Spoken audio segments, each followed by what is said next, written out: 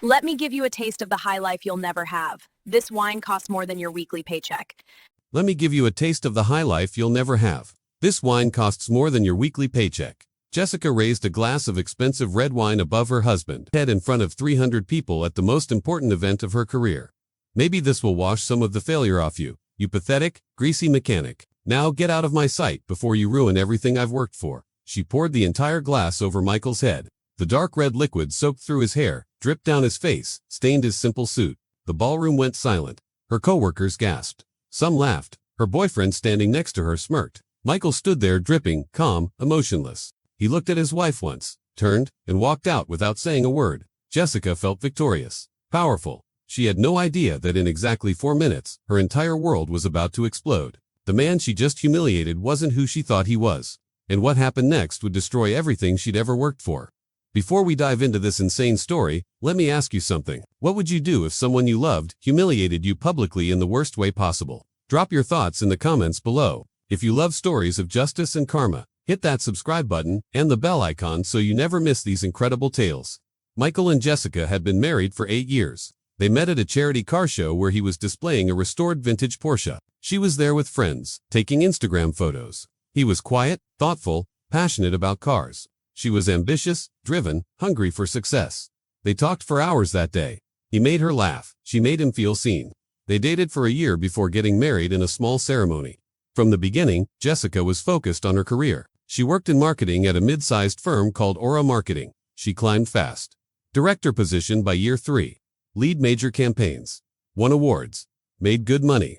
Michael, meanwhile, worked at what Jessica told people was a small auto repair shop. He left early every morning in work clothes, came home with grease under his fingernails, and talked about fixing cars. To Jessica, this meant he was a mechanic, a blue-collar worker. Nothing wrong with that, but not impressive to her colleagues and friends in the corporate world. Over time, Jessica changed. The higher she climbed at work, the more she looked down on her husband. She started making comments, little jabs about his dirty hands, his simple clothes, his lack of ambition. Why don't you want more? She'd ask.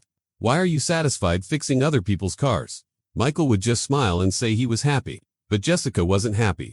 She wanted a husband who matched her success. Someone impressive.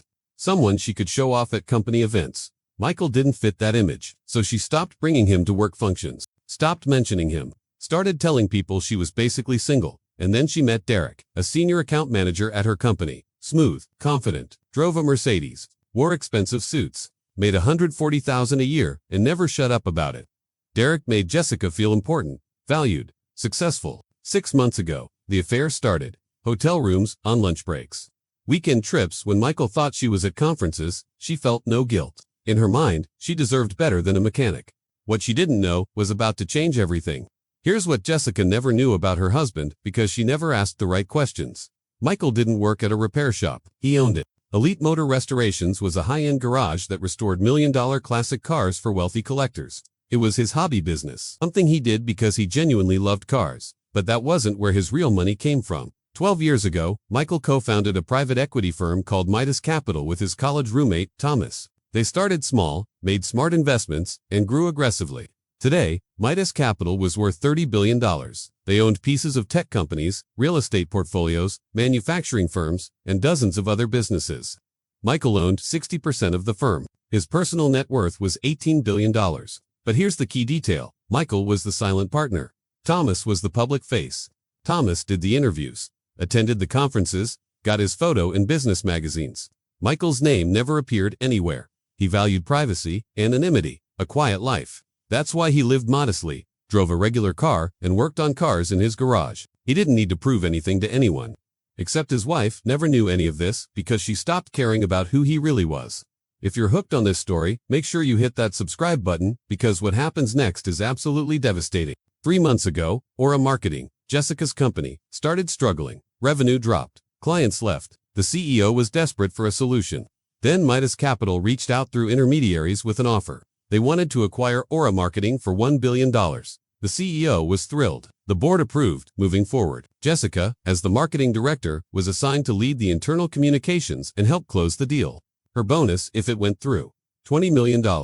This was the biggest moment of her career. She worked day and night preparing presentations, coordinating with the acquisition team, planning the announcement. The deal was set to be finalized at a black tie gala. Midas Capital's representatives would attend. Contracts would be signed. Champagne would flow. Jessica invited Derek as her date. She told Michael not to come. It's a work thing. You wouldn't fit in. Just stay home. But Michael had his own reasons for attending. Thomas, his business partner and the public face of Midas Capital, had invited him. You should see this one, Thomas said. It's a solid company. Good acquisition. Michael agreed to come. He wore a simple dark suit, nothing flashy. He arrived at the gala and walked into a ballroom filled with 300 people in designer gowns and expensive tuxedos. Jessica was standing near the bar with Derek and several colleagues when she saw Michael walk in. Her face went red with anger and embarrassment. She marched over to him. "What are you doing here?" she hissed. "You're going to embarrass me in front of everyone who actually matters. Go home. You smell like grease and failure." Michael stayed calm. "Jessica, I was invited. I have every right to be here." But she wasn't listening. Her coworkers had started gathering around, watching the scene. Jessica's voice got louder. "Look at your hands. They're covered in grime. You're a pathetic mechanic who will never understand what it takes to be at this level. You don't belong in my world." People were staring now. Derek walked over, putting his arm around Jessica's waist possessively. Jessica felt emboldened. "You want to celebrate my success? You, who can't even afford to buy a new suit. My boyfriend here makes more in a month than you make in a year. That's a real man." Derek smirked. Michael still showed no emotion, just looked at his wife with quiet sadness. Jessica's CEO, a man named Robert, had noticed the commotion and was watching from across the room. So was Thomas, Michael's business partner, though Jessica had no idea who he was. Jessica's voice reached a peak. "I am so tired of being married to a broke, unambitious loser. You bring nothing to my life but shame and embarrassment." She grabbed a glass of red wine from a passing waiter. "Let me give you a taste of the high life you'll never have. This wine costs more than your weekly paycheck." She held it above Michael's head. He didn't move, didn't try to stop her, just looked at her with those quiet, sad eyes. "Maybe this will wash some of the failure off you." She poured the entire glass over his head. The wine soaked his hair, ran down his face, stained his suit. The ballroom went completely silent. Everyone watched. Some people gasped. Others laughed nervously. Derek laughed out loud. Jessica felt powerful, victorious. "Now get out of my sight before you cost me this deal." Michael wiped wine from his eyes. He looked at Jessica one last time. Then he turned and walked toward the exit, wine dripping from his clothes. Little did she know, the truth was about to destroy her. As Michael walked past Thomas, his business partner, their eyes met. Thomas's face was hard, angry. Michael gave him the smallest nod and kept walking. The moment Michael was out of the ballroom, Thomas walked directly toward Robert, Jessica's CEO. Jessica was laughing with Derek and her colleagues, riding high on adrenaline. "I'm so sorry you all had to see that," she said loudly. "That's my soon-to-be ex-husband, a charity case I've been supporting for too long. But he's gone now, and we can get back to celebrating this incredible deal." Robert's phone buzzed. He looked at it. His face went pale. He looked up and saw Thomas approaching him. Thomas extended his hand. "Mr. Whitmore, we need to talk. Now, privately." Robert nodded, looking confused and worried. They walked to a quiet corner. Jessica watched, curious but not concerned. She had no idea her entire life was about to collapse. Thomas spoke quietly but firmly to Robert. "The man your marketing director just assaulted and humiliated in front of this entire room is my business partner. His name is Michael Rivera. He is the founder and majority owner of Midas Capital. He owns 60% of our firm. Everything we do requires his approval." Robert's face went from pale to gray. His hands started shaking. Thomas continued, "The acquisition deal for your company. It's off, effective immediately. My partner just texted me from his car. He will not do business with a company that employs someone who treats him that way. The deal is dead." Robert could barely speak. "There has to be something we can do. Some way to fix this. That's $1 billion deal. We need this." Thomas shook his head. "There's nothing to fix. The decision is final. I suggest you deal with your employee. Good evening." He turned and walked toward the exit. Robert stood there, frozen in shock, watching his company's future disappear. Then Robert did something Jessica would never forget. He walked directly to the stage, took the microphone from the band, and tapped it. The music stopped. Everyone turned to look. "I need everyone's attention," Robert said. His voice was shaking. "I have an announcement. The acquisition deal with Midas Capital has been canceled, effective immediately. The deal is off." The room erupted in confused whispers. Jessica felt her stomach drop. Derek looked confused. Robert's eyes found Jessica in the crowd. "This happened because one of our employees publicly assaulted and humiliated the owner of Midas Capital, the man who was just covered in wine and thrown out of this event. That was Michael Rivera. founder and majority owner of a $30 billion private equity firm, and the marketing director responsible for this disaster, is fired. Jessica Morgan, you're terminated. Security will escort you out.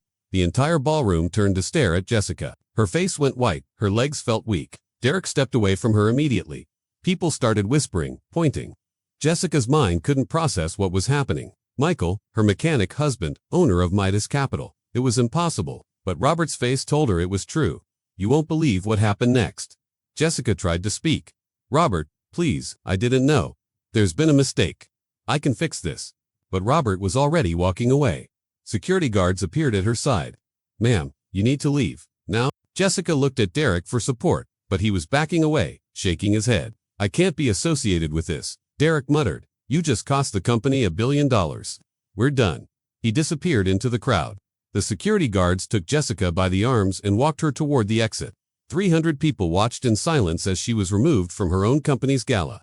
The same people who laughed when she poured wine on Michael now looked at her with disgust and pity. As she was pushed through the doors into the cold night air, Jessica's phone started buzzing. Text messages from colleagues, emails from HR, a termination letter already in her inbox. She stood on the sidewalk in her expensive dress and heels, completely alone, and finally understood what she'd done.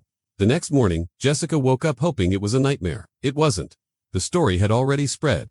Business news websites ran headlines. Marketing director costs company $1 billion deal after humiliating owner. Someone had recorded the wine pouring incident on their phone. The video went viral.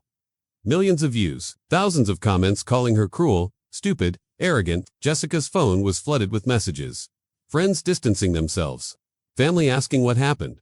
And one email from a law firm. Michael's divorce attorney. The papers were already filed. She tried calling Michael, blocked. She tried going to his garage. He wasn't there. She tried going to their house. The locks were changed. Everything happened so fast. By the end of the week, Derek was also fired. The CEO determined he'd encouraged Jessica's behavior and failed to stop the incident. His association with the disaster made him a liability. He blamed Jessica publicly, which only made her look worse. If you're loving this story, make sure you hit that subscribe button and turn on notifications because these tales of justice only get better. 2 weeks later, Jessica finally got to see Michael. In a lawyer's office, he walked in looking calm, rested, successful. He wore an expensive suit she'd never seen before. He sat across from her with his attorney. Jessica tried to speak. Michael, I'm so sorry. I didn't know. If I'd known who you were, I never would have. He held up his hand. Stop. That's the problem, Jessica.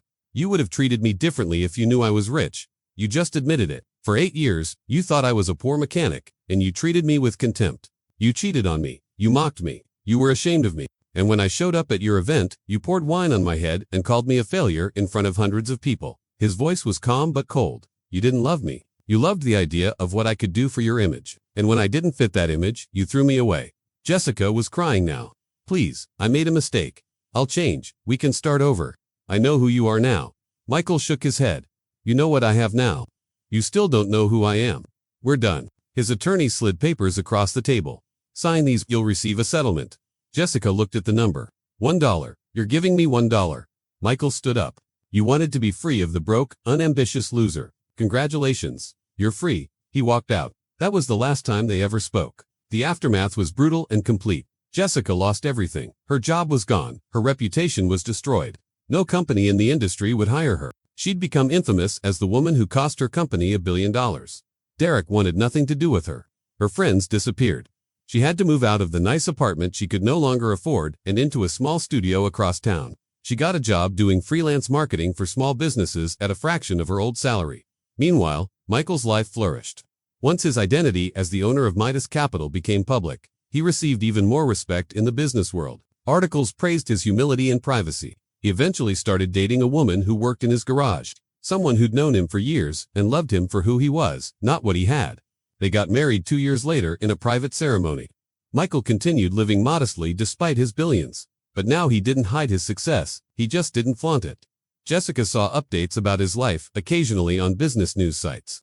Each one was a reminder of what she'd lost. Not the money, the man, a genuinely good person she'd never bothered to know. This story teaches us something crucial about respect and assumptions.